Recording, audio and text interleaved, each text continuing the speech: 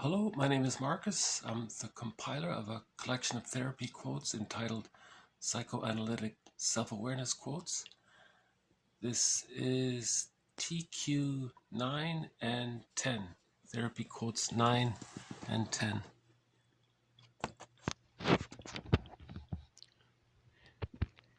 Interpretation unites in him the capacity to feel and think as one instead of separately, to, quote, live in fragments no longer. A way of cutting through emotional pyrotechnics. It brings dissociative material into awareness and places it at the control of the ego. The interpreting therapist endorses the client's ego as liberator. Interpretation refers to any effort on the part of the therapist to help a client understand the full range and significance of his or her thoughts, feelings, and actions.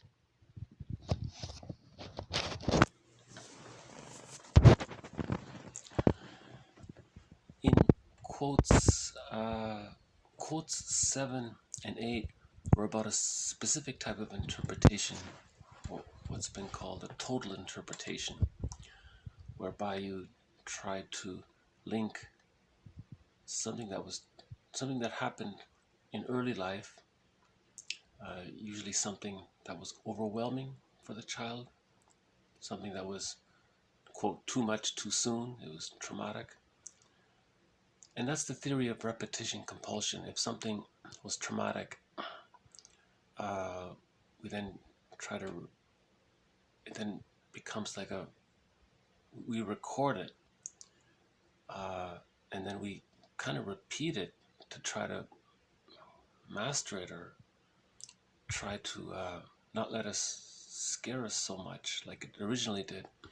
Edmund Burglar has this one quick metaphor of it where he says, every neurotic carries a Victrola record, and every time he sees a Victrola, he plays it.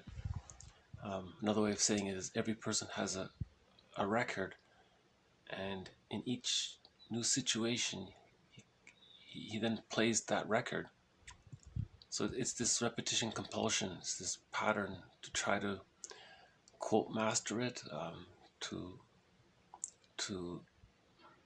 I think ultimately to somehow feel it and let it wave through, let the emotions wave, let the affect be felt and it's experienced. Everyone says feel it to heal it, right? I mean, there's this attempt to feel what we couldn't feel.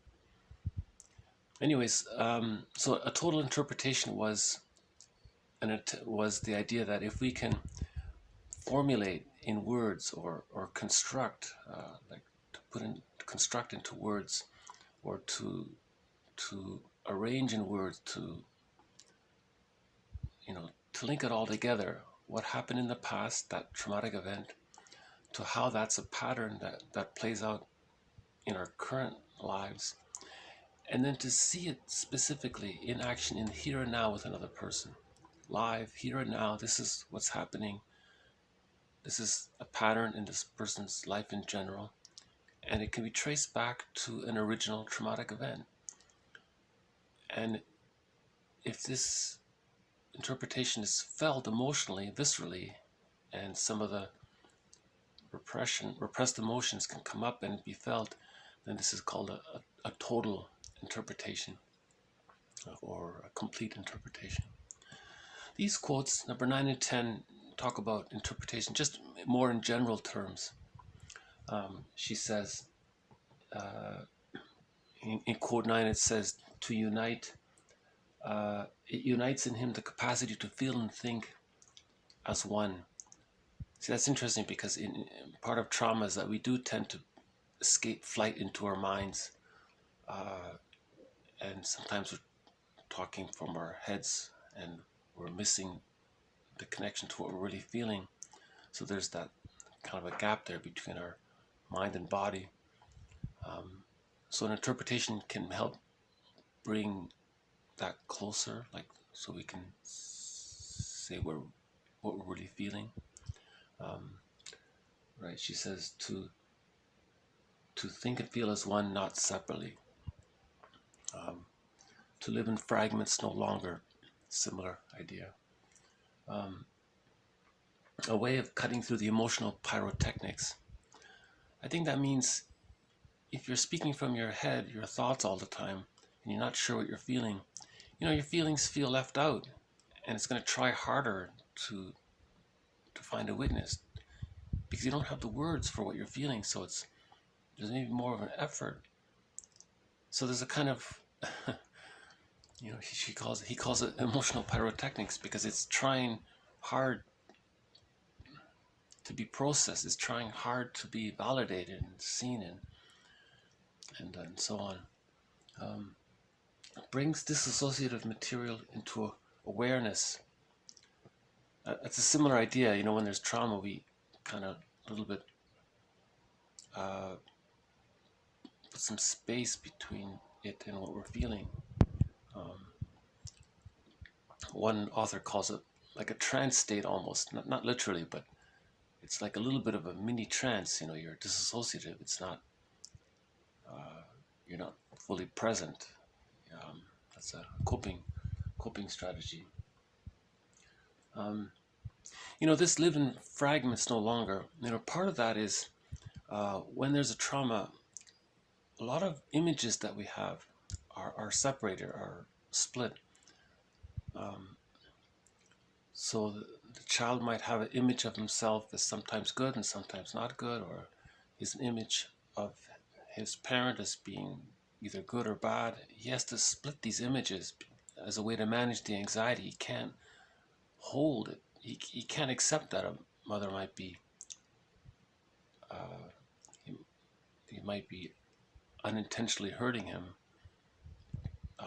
So he splits away an image of her as being bad and represses it, and he holds on to a part image of her as being good, because for attachment needs, the child has to have an attachment to a good enough mother. Even if he has to make that image up, he'll do it. So that's called Fairbairn calls this life force is object seeking. All children, like we're wired to bond, like we're born and we need to bond. So the life force is looking for that object, that person to bond with. The child has to bond. And it can't bond to a bad image of the mother. It has to be a good image. So the child has to split those images of the mother into good and bad. And as a correlate, he does that with himself as well. So an interpretation helps to unite things, leading towards what's called whole object relations, internal and external. And the interpreting therapist endorses the client's ego as liberator. So that's interesting that he mentioned that, like the therapist here is like a mentor for, a mentor wants your well-being. He wants the younger person to succeed and be well. So a therapist is often considered a kind of mentor. Mentor wants your well-being. Some fathers are overwhelmed with their problems, and maybe they didn't know how to be a mentor themselves. Maybe they were a good provider or something, but anyways, the mentor kind of wants to heal you in the situations where a person's been hurt, right? And ego, by the way, this term ego is, in traditional psychology terms, ego is it's a good thing, right? It's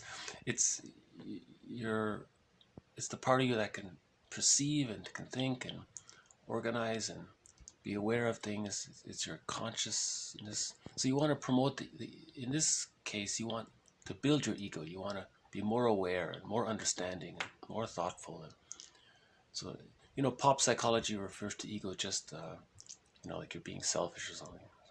So you have to think about the context. When ego is used in psychoanalytic terms or in traditional psychology, ego is, we want the development of the ego. There's different theories about how the ego develops. So, and in quote 10, quote 10 is a good general quote. He says, it refers to any effort on the part of the therapist to help the client understand the full range and significance of his or her thoughts, feelings, and actions. Right? So that kind of covers it. If the interpretation covers the full range and meaning of what you're thinking, feeling, and doing. So I thought another quote says that interpretations name what was previously unnameable. It reminds me of that Rumpelstiltskin, right? When he came up with the name, when he named it, then the daughter was freed. Your feeling self was freed, right? And another quote talks about with an interpretation, you get to feel as an adult what you weren't able to feel as a kid. So again, to help metabolize those unmetabolized feelings. So quotes 9 and 10, I think, provide a general description of what an interpretation is.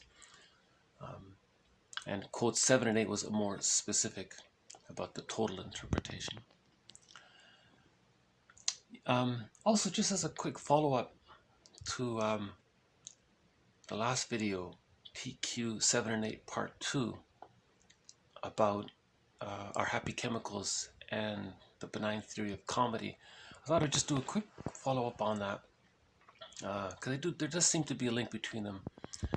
So remember, our happy chemicals, L. Brunning describes them primarily as dopamine, serotonin, oxytocin, and endorphins. The one with endorphins, she includes it in the broad category of a happy chemical, in the sense that you're happy. It's endorphin is the pain relief chemical. Like if you stub your toe, and then for the first second it's painful, and a second later there's a numbing. That's the endorphins. It's the pain relief chemical. So in that general sense, you're happier than you were before. But I think the main primary happy chemicals are the dopamine, serotonin, and oxytocin. And she explains it briefly that, in humans, there's still some lingering remnant of in our old brain. So, like long ago, back in the jungle,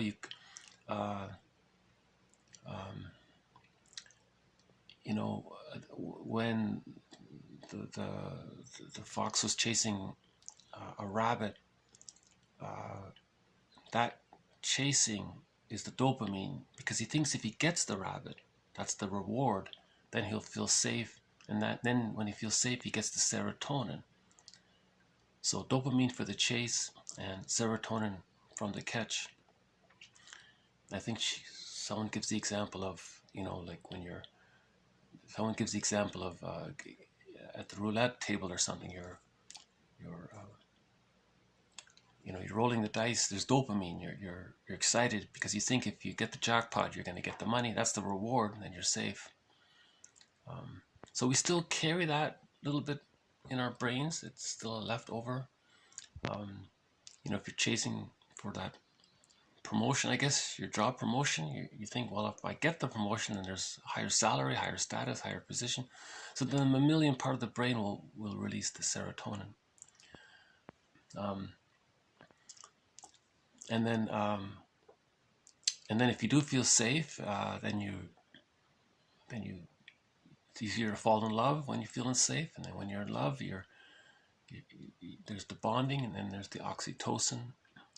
That's the third feel-good chemical. So anyways, that's just a very, very, very quick overview. And then there was we mentioned yesterday, the benign violation theory of comedy, where in humor, the first part, there's tension, and then in that stress, there's there's worry, concern, apprehension, what's going on, little worry there. So we're not safe, really, right? From the mammalian brain's point of view, we're not fully safe. And then when you get the answer to the joke, the second part of the joke, then you have the knowledge. You know what's going on. you're safe. So now you're safer. Now you get, see, then there's the serotonin there. So in the benign violation of comedy theory, the first part, you're not safe, so you don't have the stress. But then when you get the knowledge, uh, you feel safe, and then you get the serotonin. And I think that little transition between the two releases the energy, and it comes out in the form of laughter. So I thought it was interesting that that that maybe there does seem to be, at least to me, at least in this time in my understanding, there does seem to be some connection between our happy chemicals and the benign theory of comedy. And like quote number 9 says, to live in fragments no longer. It does seem like a lot of disciplines out there are coming together, like they're starting to cross-reference each other. In the future, I'll have a few quotes from Lloyd Demas. He does a thing called psychohistory, which is interesting. Just quickly, he says that if you want to understand history, you can blend in psychology.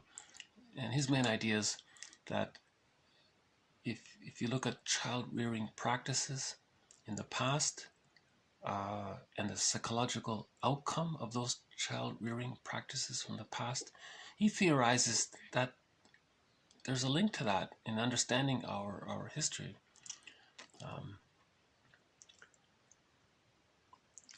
This reminds me of Edmund Burglar. By the way, he's one of the 3 pillars in this series: Karen Horney, James Masterson, and Edmund Burglar. He has one thing called negative magic gesture. So if a child was hurt, then he may grow up and try to communicate that. So if a person's shouting and being verbally mean or something, what he's saying is, my parents verbally berated me. And Burglar calls that a magic gesture, because he's trying to communicate that he was criticized so much, and then he criticizes someone else later on, and he's not aware of it. No, that's a negative magic gesture. You're trying to magically hope that someone will read your mind and understand that when you were a kid, you were shouted at. You were shouted at. And anyways, so, and then Lamaze thinks, if the culture promotes a certain type of parenting style, then that could influence,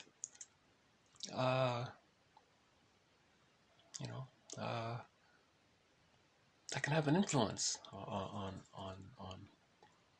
affairs, right? Anyways, that's a big topic for another time. I'm not really that familiar with psychohistory. Lloyd Demas, he's pretty much the leader of that. Someone, I think, kind of mocked him a little bit. They said, "You mean to say if we just give our children a secure attachment and they're allowed to go through the separation individuation process and become psychological and achieve the psychological birth, and they know themselves and they have a felt sense of ontological security, and you mean that's going to affect society overall? You mean if all these people if we have healthy children and that leads to healthy adults, is that going to lead to a healthy society?" And Lamaze, he kind of laughed. "Well, what do you think? What are all these songs about? We need love and things." So there is a kind of simplistic side to it, but he kind of laughs and shrugs his head. Maybe that's the irony of it all. Maybe if we did put more attention on teaching new moms how to provide that secure attachment, that extended womb, the social womb. Remember, we all come out of the womb too early. And I think the idea is that a mom is meant to provide an extended womb in what's called a secure attachment, or an extended social womb. And the child is attuned, the mom is attuned to the child's needs. The mom doesn't gaslight the child. The child's hungry, the child's fed, and the mom provides that kind of especially during those first few months after birth, she tries to provide that kind of security that the child had in the womb, you know. And then gradually he gets disappointments and learns learns how to deal with it and so on. This is the longest video I've made. This is already 20 minutes long. This is probably going to take an hour to maybe half a day to upload. I think I do sometimes lose track of time. I hope this has been of some interest about. So this video covered a review of the past, some of the past material, and this video covered TQ quotes number 9 and number 10. Thank you. I'll see you next time.